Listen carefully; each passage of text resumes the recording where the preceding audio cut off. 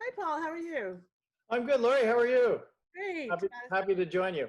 Yeah, welcome to the Artfest chat. So it's a good chance for our audience to get to meet Paul Brodie from In the Ville.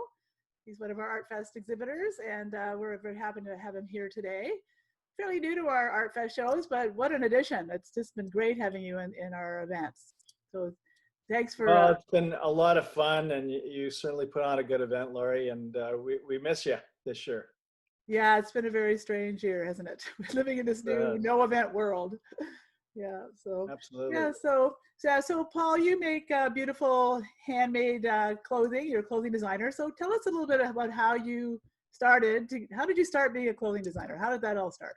Well, I'll give you the abbreviated version, but I started in the sportswear business, and I worked for a company where we represented a lot of different brands as a sales agency, and I was with that company for many years, and then many of the companies I was representing at that time were Canadian. But as the industry changed, I noticed that everything was kind of going offshore, and suddenly Canadian manufacturing was sort of becoming obsolete and too costly, and so it was all about price. So through that process, I did became increasingly aware that there was certainly a large contingency of people that wanted to buy Canadian and wanted quality. And if I could find a way to sort of keep my overhead low, make it in Canada, I could still be competitive in the category that I'm in, which is footwear and outerwear. I should be able to do it. So I just sort of followed that simple formula, and I do special events around the GTA, and I'm like a microbrewery. I supply locally. I make things in small batches, and it keeps it unique and fresh and not saturated in the marketplace of all the sort of homogenized products and stores you see today. Yeah, well, it's amazing. And you know, when you say you make clothes for Canadians, to me that means like, you know, Canadians are somehow like, are we built differently? Like, what does it mean to be making clothes for Canadians? I know myself, I like things to fit. I'm not, you know, I don't have these little tiny shoulders. I'm a healthy, Right. robust Canadian, right? But when I say that, I mean, often when you go, the sizing is so diverse in a lot of the stores in the malls you see, and I tend to make my sizes generous and accommodating for wool sweaters and cozy days, and not as fitted as sort of some of the more contemporary things, but nonetheless, I try to incorporate fabrics, native blankets that I get out of Portland, Oregon, from a blanket company. I buy tartans and tweeds out of Scotland, wax cotton out of Scotland, and I incorporate a lot of fabrics to give everything unique. So blended with the wax cotton and the wool coats, I use the tartans and the native blankets, and even in my footwear, on my boots, I do this as well. So every item is quite unique because the repeat on the blankets are different on every item. So there's no one item the same. Yeah, and you know, your clothing and boots, they really do have a Canadian look and a Canadian feel to them. I mean, I don't, they look like, I mean, the quality of the fabric is outstanding, and the, you know, the design, and also the outdoors kind of Canadian, you know, backcountry feel to your designs. That's Yeah, you're right, and that's the look that I want to be. I don't I like to have fashion, and I like uh, men and women to feel attractive in the coats, but also I put a high consideration on utility of the product and the way it's made. I use, you know, the heaviest gauge zippers you can get, and a lot of different fitting details that a lot of companies no longer use. I use, and and it lasts longer. And I'm able to also do alterations on the coats that I make uh, for customers that need, you know, their sleeve shortened or things like that, or wanted to say a different color combination. I can do that kind of custom work from that the customer likes to individual and that's fun for yeah, everybody. They're that's getting a great. one of a kind. because I know, like, we're all different. We're all different shapes, and in Yeah, Canada. yeah. I do a lot of from a size 0 to a size 22. Yeah. From I've done a lot of custom work. I recently outfitted a gentleman that was a size 56 in a coat that he wasn't able to find his size anywhere, and I was able to make him one. So it's great when you can help people out that are having a tough time finding special items. I don't do it all the time, Yeah. and I do it. It takes about 6 weeks for me to do a custom coat, but I can do it if need be. Yeah, well, but your work is your clothing's beautiful, and it looks like it lasts like for 100 years. So I, I know the Artfest team has been definitely been you've been doing a great job clothing Artfest team, and Steve loves his Yeah, coats, and then I have my boots, and yeah. So yeah, you what guys about are what good about your team? ambassadors. Pardon? What about your team? Tell me a little bit about your team and where you have Well, your team. my team is largely Crystal and I, and then I'm partners with a manufacturer in Toronto, where they produce safety footwear, and I do the soft toe version of that side of the footwear business with the boots, with the slip-on boots, and I do basically two styles of men's and women's, and a multitude of colors. The factory where I manufacture my outerwear, I'm part owner on. I work with a gentleman that's been in the business for over 40 years. I brought him out of retirement, and he's helped me develop a lot of my patterns, and has been a tremendous mentor to me. And there's three ladies. They're like my second grandmothers, and they come in on a part-time basis, so they're very happy to work, and they sew my garments together. They're much better at it than I am, so they help me with that. And so it's a nice team. It's not large. I'm not a high production factory. Everything is made, by a few people, and it's made in one location, and we take a lot of pride in what we do. Yeah, well, you have a great results, and I mean, I know when you even when you said like you use top quality heavy duty zippers, I was just thinking about even how when you were at Artfest. I mean, I've marveled over your setup and your booth. I mean, you like everything is like over the top, like, so organized, and like you're a professional. I don't know even how to describe it, but you're a marvel to watch set your booth up. And I know you've been quite an adventure trying to Yeah. get your booth to work really well for you and Crystal when you're selling your work. I mean, you've got everything there, like all your sizes and all your designs. Yeah, so tell us a little bit about your personality trait that way. You do tend to want things done well. I like display. Coming from a background from the wholesale end of things, I used to present my products at shows to attract buyers from retail stores, and they're always looking for something new and different. And I think presentation, just like window dressing a store, is so important to reflect who you are and what you are as a brand.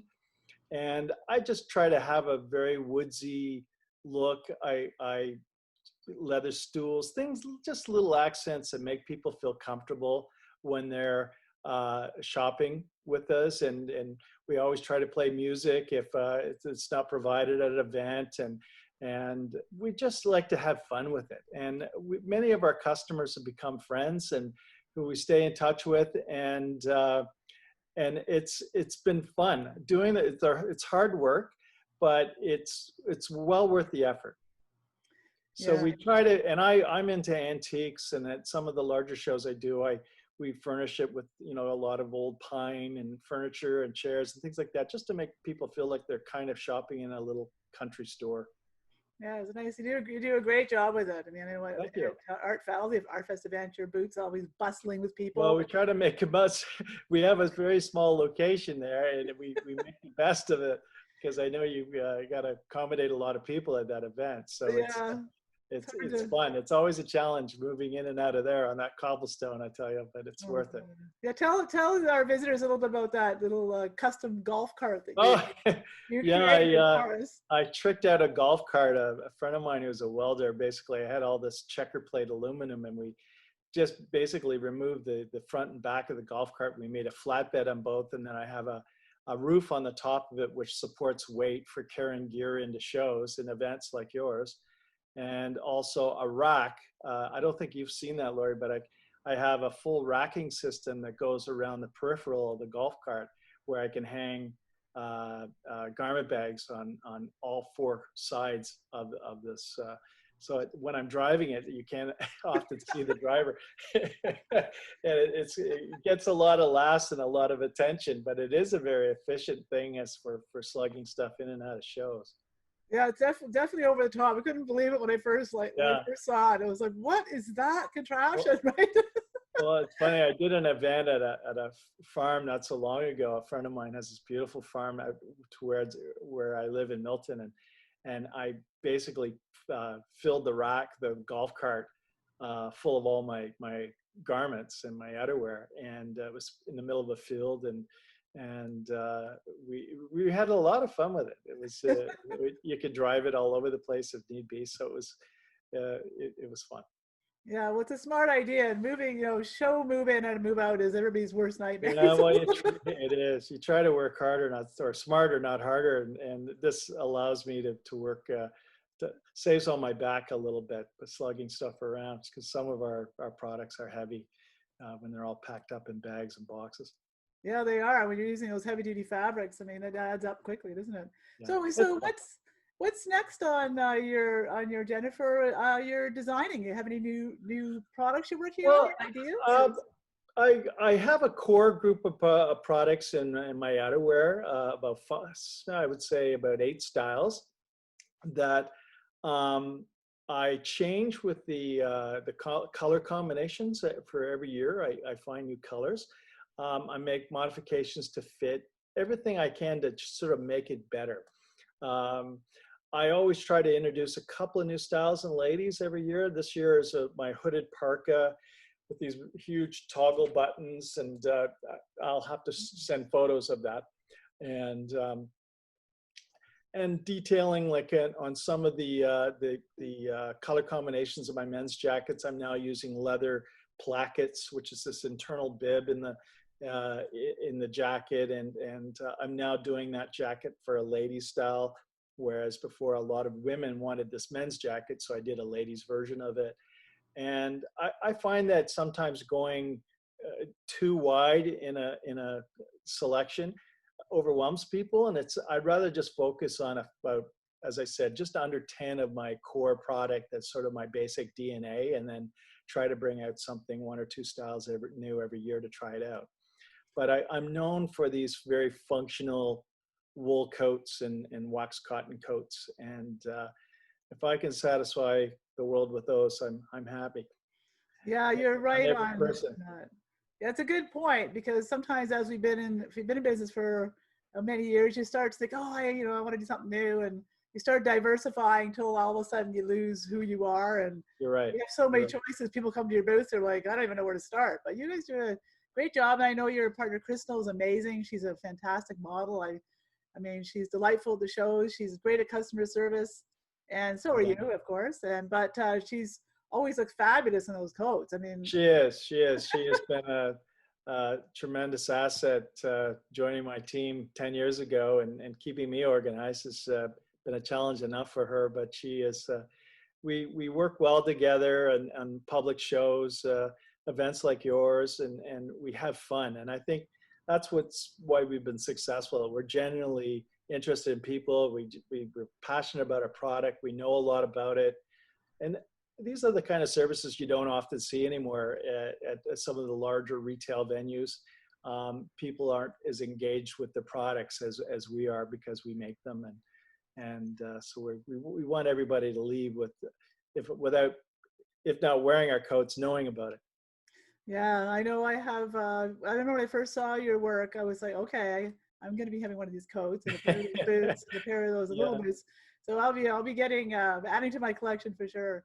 Well, we hope so, Lori. We'd love to get you in some nice cozy wool coats for this fall. Yeah. I love I saw on your website too, it's like the soft wool coat that I saw a picture of Crystal wearing it. It's like a wool fall jacket. I think it was in a yellow, Yeah, mustard, and a gray. well, I'll send, hopefully you can include some of these photos. I'll send you a few of my latest shots. We were actually recently at a beautiful horse farm just last weekend, and we did some photo shots for our website, and I'll send you a few of those. And I'm opening up a showroom in Toronto where I manufacture my footwear. And it's just a very small facility. It's 800 square feet, and I'll have all my garments and footwear there, and by appointment. And we're doing sort of, of course, the COVID protocol there. We'll all be wearing masks and hand sanitizers, and only probably allow 5 people in at once, and try to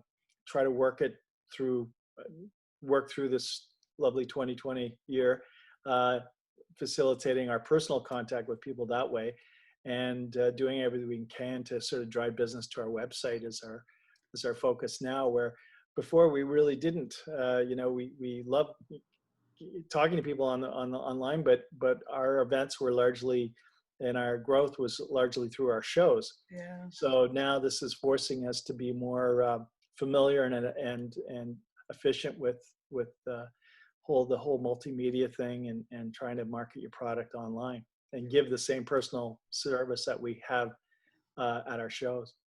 Yeah, it's a tricky time. I know. It was the new Artfest shop. We're doing everything we can to try and keep our customers, connected to our to our artists, and it's not an easy task. And it looks like our holiday season is going to be shopping, from the comfort of our home again. So.